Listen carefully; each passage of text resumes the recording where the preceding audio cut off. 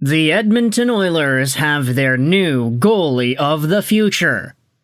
Or do they? And why is the main response to this news, "Fire Schwartz! Dustin Schwartz! Don't let Dustin Schwartz coach this guy"?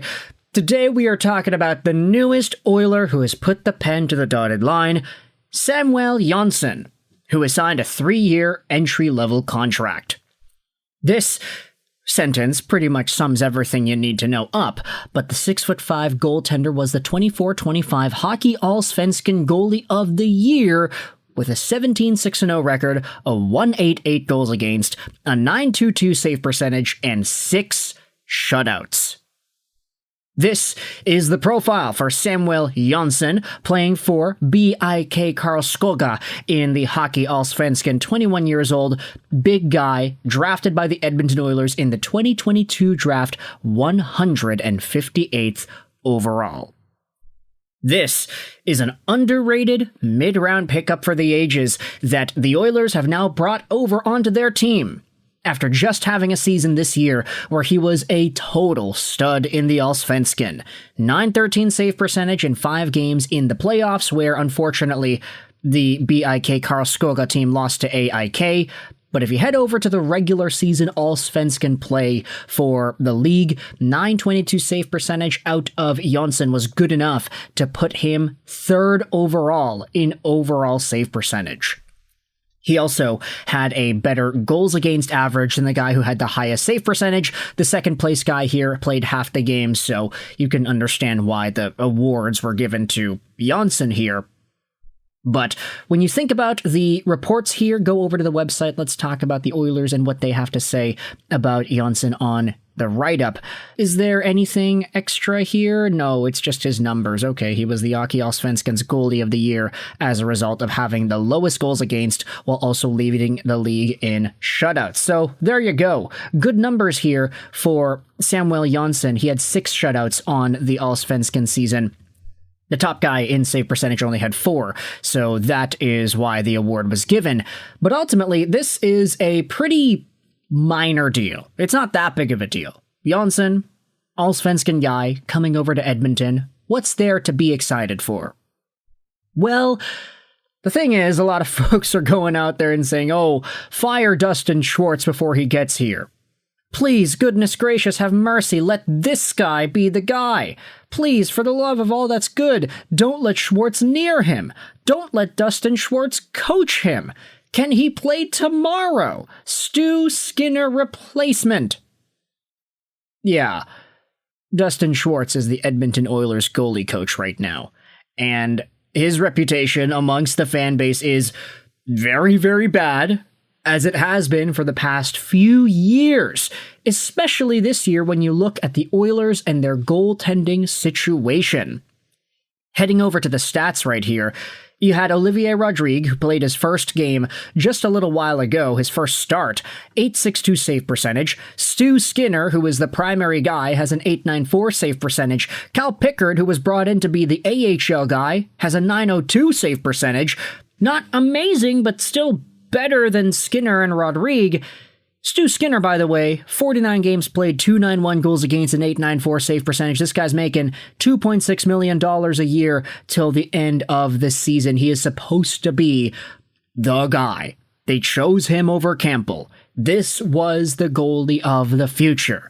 3rd-round player back in 2017 who eventually worked his way up from the WHL into the AHL and the ECHL, and he had a really good stint with Edmonton in 2021 to 2023, but then fell off a cliff, and now he is at the 894 save percentage that he is at right now. A lot of folks will go out there and immediately blame the goaltending coach for being one of the main contributors to the fall in Edmonton goaltending, which is why you're seeing a lot of Oilers fans just kind of throw the crap at the guys that are already on the team. You guys pump up these young goalie stats and then Schwartz ruins them. Don't forget Jari with the Penguins was so bad he got sent down to the AHL because Dustin Schwartz cooked him. Can he move laterally? Can he start in the playoffs for us? Fire Dustin Schwartz. Fire Schwartz. Edmonton fans, are excited, but they're also kind of worried. Is this guy going to be ruined by the same goaltending coaching staff that has ruined, in some way, Stu Skinner and has not been able to bring the best out of anybody? You can say the same thing about Jack Campbell. That guy was a stud with the Toronto Maple Leafs, and then in Edmonton he was totally not that. Had to get bought out, too. Now he's an AHL guy.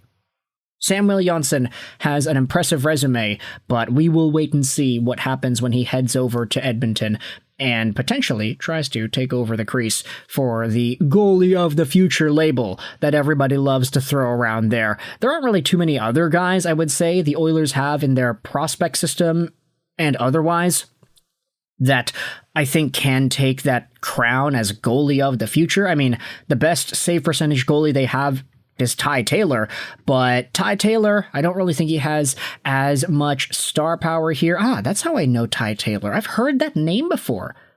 Absolutely. Right there, man. Richmond, BC guy. But he's 25 years old playing in the ECHL, so I'm not really too sure that Ty Taylor has the most, let's just say, star power here. Yes, he was a Richmond Sockeyes guy. That's how I know this dude. Nice alumni there from Richmond, but Samuel Jonsson is the other guy in the Oilers system that has a high save percentage this year. Who knows if he'll be able to bring that over to the main club upon his arrival with Edmonton, or if they're just going to send him over to the AHL and Bakersfield, have him play over there. But ultimately, you think about the guys that are already up. Olivier Rodrigue has been playing. Stu Skinner, Cal Pickard, all over there. Is there room for one more guy? Who knows? If you're an Edmonton Oilers fan, I want you to let me know your thoughts in the comment section below. Firstly, how do you feel about the state of Oilers goaltending right now?